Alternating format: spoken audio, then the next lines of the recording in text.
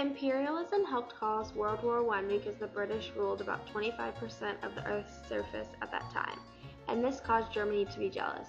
They wanted to expand as well, but they couldn't because they were surrounded on every side by powerful countries. The fact that the British had so many colonies around the world forced Germany to demand more, and this contributed partially to World War I. Militarism also contributed to World War I because Britain had a great navy. Germany wanted a great navy too.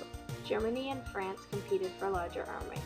The more one nation built up its army and navy, the more the other nations felt they had to do the same.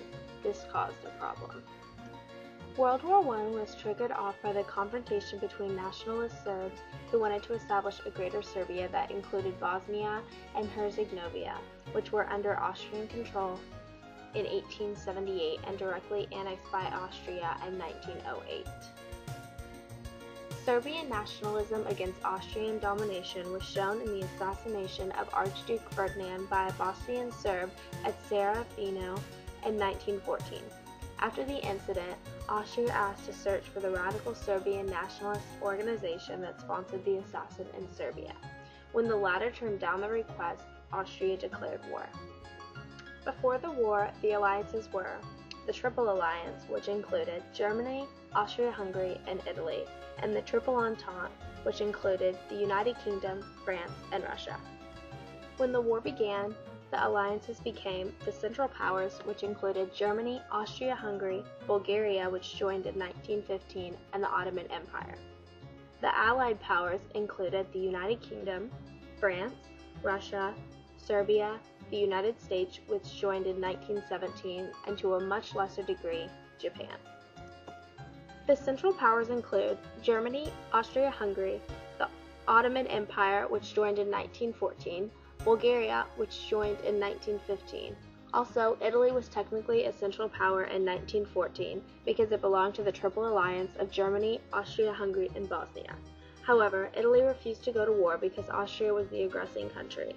Therefore, Italy never actually fought on the side of the Central Powers, and in 1915 they changed to the Allied side and fought against Germany and Austria.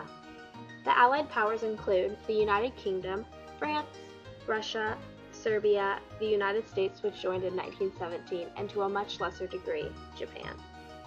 Propaganda was used in World War I as in any war, and the truth suffered. Propaganda ensured that the people only got to know what their governments wanted them to know.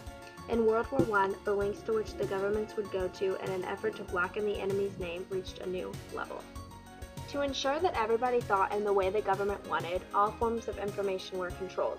Newspapers were expected to print what the government wanted the reader to read. In fact, though this would appear to be a form of censorship, the newspapers of Britain, effectively controlled by the media barons of the town, were happy to play ball. They printed headlines that were designed to stir up emotion, regardless of if they were accurate or not. In January of 1917, British cryptographers deciphered a telegram from German Foreign Minister Arthur Zimmermann to Mexico's von Eckhart, offering United States territory to Mexico in return for joining the German cause. This message helped draw the United States into the war and thus changed the course of history.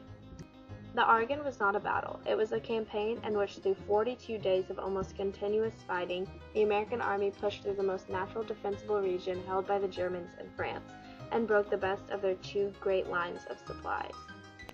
The fact that it took 42 days with the use of 21 divisions, approximately 500,000 men, to advance the 25 miles from Verdun to Sedan is explained by the nature of the Argonne Forest. The Germans decided to use a submarine called U-boats to break the blockade. The plan was to starve England by cutting off supplies. The U-boats had to sink unarmed merchant ships without warning and without seeing to the safety of the crew and passengers to do this.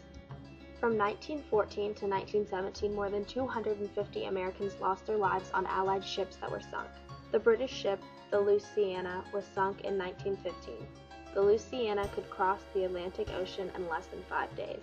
It was the fastest passenger ship of its time. The Louisiana left New York on May 1, 1915, with 1,200 people, including 128 Americans. Later, it was discovered that guns and ammunition for the English Army were on board. John J. Pershing was promoted to General of the Armies during World War I, the highest rank ever held in the United States Army. After unsuccessfully pursuing Pancho Villa through northern Mexico during the punitive expedition in 1915 and 1916. Pershing was given command of the American Expeditionary Force in Europe during World War I.